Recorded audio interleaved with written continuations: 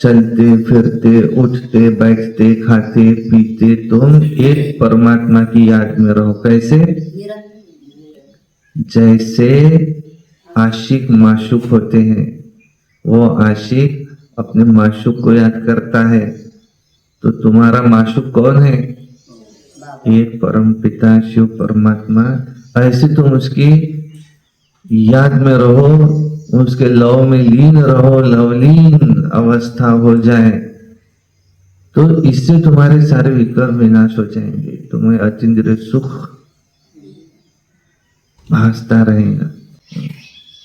दाखवला आहे हनुमानजी कोणाचे आशिक आहे? श्रीरामांचे। त्यांना विचारलं, दुसरे लोक सांगतात किंवा तुम्हारे दिल में क्या है, तो दिलचं चित्र काढेल आणि त्याच्यामध्ये एखाद्या मुलीचं नाव लिहेल। आणि हनुमानजींनी काय केलं? माझ्या मनात हृदयात कोण आहे? श्रीराम आहे।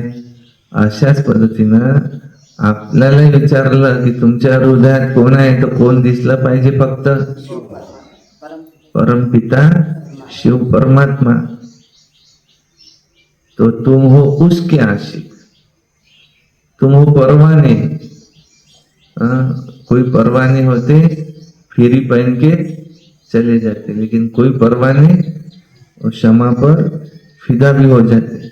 उसको पता है मैं जल मरने वाला हूं, मेरा नुकसान होने वाला है, फिर भी वो इतना प्रेम है उसको क्षमा, परवाने को क्षमा पर, कि वो उस पर जल मारता है। ऐसे वो जो परवाना है वो कौन है? मैं। और वो जो क्षमा है वो कौन है? वो ज्योति, शिव ज्योति, शिव ज्योति। उस पर मुझे फिदा हो जाना है।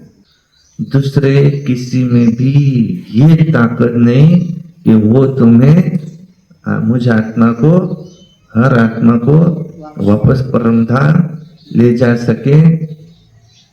न ये ताकत किसी नदी में है जो किसी की सदगति कर सके, न ये ताकत किसी साधु संत में है, किसी भी देहधारी में है, नहीं। कोई देहधारी ये वो ताकत नहीं रखता कि जो उसको वापस ले जा सके परम धाम।